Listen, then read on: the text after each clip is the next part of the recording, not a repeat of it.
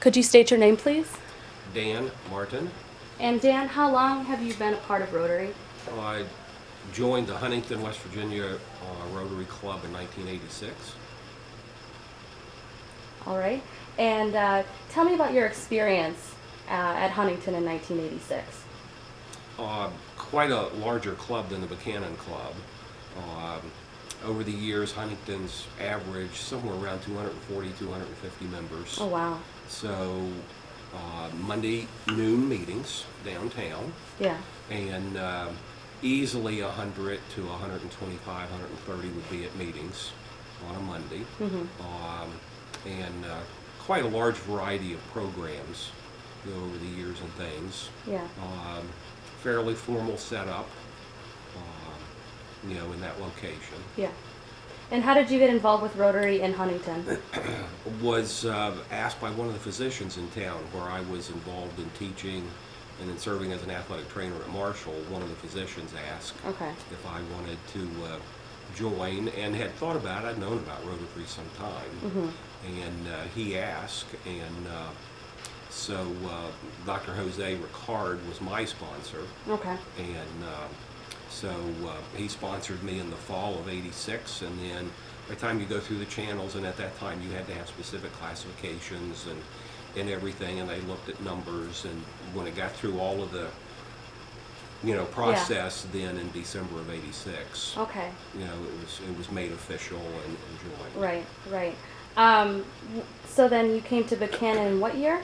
Came to Buckhannon in 2008. Okay, and then were you in the Huntington one up until Buckhannon? Yes, yeah, I'd stayed active in the Huntington Rotary, and then when I came here, I talked with, in the Huntington area, I talked with one of the past district governors, and he explained what to do, and he did the formal letter along with the president of the Huntington Club and sent it up here, networked with the officers here, and the current district governors from the southern and northern half of the states, and to try to make as seamless a transition as possible. So that worked out just fine, and hit it off, because this is a good group up here as well. Yes. And so you didn't need a sponsor for the Rotary Club of Buckhannon, correct? No, it was just transferring between clubs. Had already been an active member, and then could just transfer. Yeah. So when you were in Huntington, were women allowed or accepted at the club? In '86, that was during the transition period. So I came in on the tail end, I guess really in the middle of discussions, and there was active debate, should there not be. There was definitely some people that were very upset over it, and then on the flip side, there were some people that were adamant about this should have been done years ago. We have to move forward with this, and so it shook out, and within a very short period of time, there were half a dozen women that got actively involved, and then and then over the years, there's a substantial number of women, that are in the Huntington Club and are very active with the Huntington group. So are you from Huntington? Grew up in Bluefield, and then degrees from Bethany College and WVU, and then worked out of state for a while, and then came back to West Virginia at Marshall. Came back to West Virginia in '80. And came to Marshall. So when you're not in Rotary, what do you like to do on your free time? Of course, the job at Wesleyan's busy because of teaching, running the master's program, but also very active in one of the local churches. I do have a music background, so I was an organist for quite a number of years in the Huntington area, and then I'm an organist here in town. And you play the piano for Rotary every Tuesday. And then do the piano for Rotary. There were, at one time, there was 3 of us that shared the piano responsibilities in Huntington, and they were much older than I.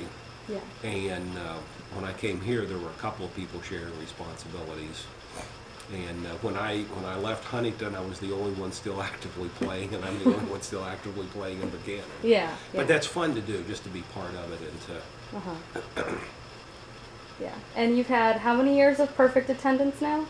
Ever since I joined in '86. Wow. So it's 29 at this Yeah. point. It's going to be 30 this year. Then it'll be 30 Yeah. this December. Yeah. And you're a Paul Harris fellow, And then correct? Paul Harris as well. Yeah. Just one time, or? Multiple Paul Okay. Harris. Great, great. What are some experiences or memories that you would like to share with us today about Rotary? Some of the folks that I've met, both between Huntington and Buckhannon, international exchanges and visitors and exchanges, so that's been really good. Also, because of the size of the Huntington Club, I'd have to go back and check for sure. I think 3 international presidents visited Huntington during my time there, along with multiple district governors, etc. We had some very large receptions over the years when the international president was there. Okay. And that was really a lot of fun, because several of those we did multiple music venues, and I played for some of the Marshall students, during it and everything, and it was really nice. And then just some of the folks you meet. Again, some of the speakers that come in that you had no idea about, and venues around the state of West Virginia or other places, and you just learn about other things going on.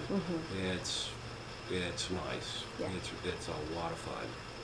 And going back to Huntington, you were sponsored by, what was his name? Dr. Jose Ricard. Okay. And you sponsored some people, yes? Yes, and over the years I've sponsored some people as well. Great. So what advice do you have for anyone interested in becoming a Rotarian? One, I think you've got to think about service above self. Yeah. So you want to be involved doing for others in some capacity, no matter how little or how much, but you want to be part of that. And then the fellowship is part of it too, to attend meetings and to catch up with people, what's been going on, what's happening, who's a grandmother, who's a new parent, or whatever, or a new job. Just to share some of those kinds of things. It's really nice to have that type of network, and to sit down and relax for an hour, and to do that, and then to be part of some of the programs, and then part of some of the community service projects that you can do. It's really a lot of, it's wonderful. And it does take a little bit of time commitment, which is harder and harder as the years go on, because I see the differences with folks today.